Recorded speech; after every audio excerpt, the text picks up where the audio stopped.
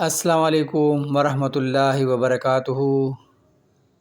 آج کا جو حدیث ہم بیان کرنے جا رہے ہیں اس کا نمبر ہے 4337، مشکوٰۃ المصابیح میں سے ہے۔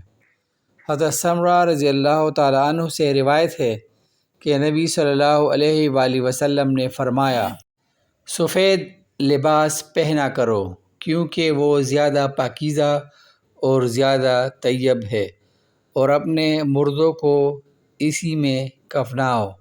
رواہ احمد، ترمذی و نسائی و ابن ماجہ۔ اللہ تعالیٰ سے دعا ہے کہ وہ ہمیں اس بات کی توفیق دے کہ ہم اپنے روزمرہ زندگی میں کپڑوں کے استعمال میں سفید رنگ کا زیادہ سے زیادہ اہتمام کریں۔ والسلام۔